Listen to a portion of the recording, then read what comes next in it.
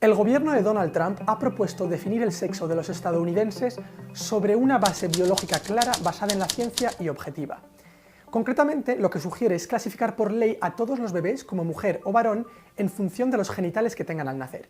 La información de la partida de nacimiento luego solo se podría modificar en base a pruebas genéticas fiables. La propuesta de Trump se disfraza de ciencia, pero está basada en un mito hace años desmentido por los biólogos, que los sexos son dos categorías discretas claramente determinadas por la anatomía al nacer.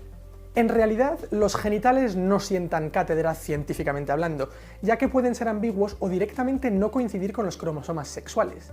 Y la genética tampoco da una respuesta clara.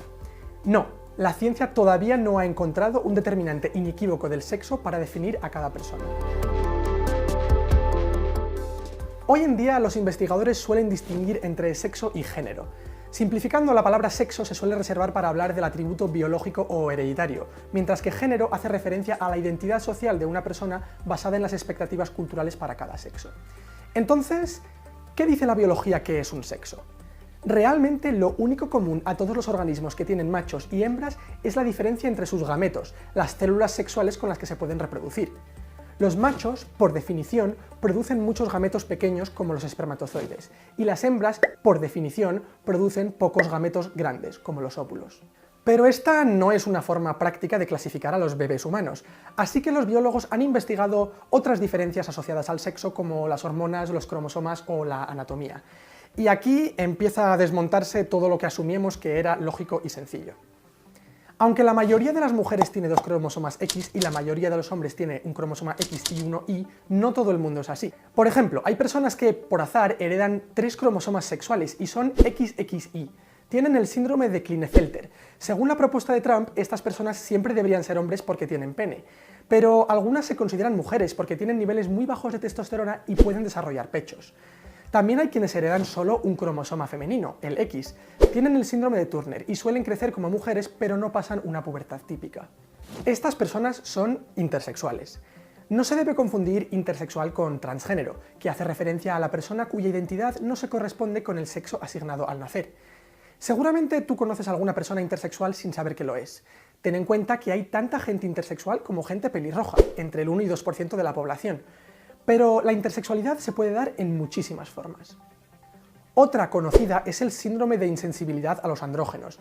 Las personas que lo padecen son XY, tienen testículos internos y producen testosterona, pero por una mutación genética su cuerpo no detecta la hormona y desarrollan apariencia y genitales femeninos. También está la hiperplasia suprarrenal congénita, una condición que produce exceso de hormonas masculinas y puede resultar en órganos sexuales ambiguos cuando se da en personas XX.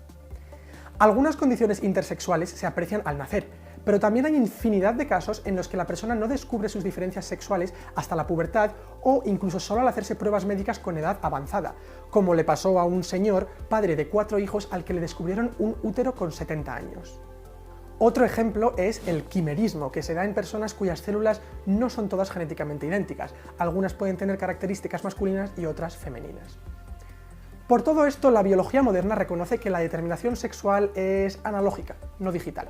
Existe todo un cóctel de hormonas, componentes genéticos que afinan la anatomía, la fertilidad y el comportamiento, y lo correcto es hablar de un espectro en el desarrollo sexual. Si por ley se debe asignar a cada persona una etiqueta, ¿en qué debería basarse? Ya hemos visto que la anatomía, las hormonas y el ADN pueden ser ambiguos y se pueden contradecir.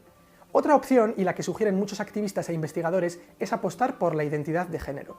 Aunque el género parezca un factor completamente dependiente de la cultura, médicos, biólogos y científicos sociales sugieren que podría ser un concepto innato de base biológica, a pesar de que a veces no coincide con el sexo anatómico ni el genético.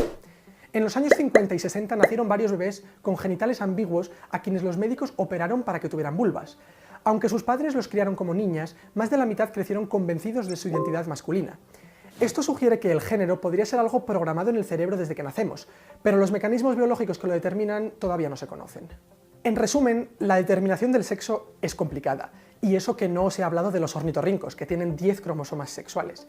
Lo que está claro y lo que repiten todos los expertos es que el sexo no queda definido por la anatomía. El gobierno de Trump puede considerar el sexo como una categoría binaria que se fija mirando los genitales, pero lo que no puede hacer es decir que lo hace en nombre de la ciencia.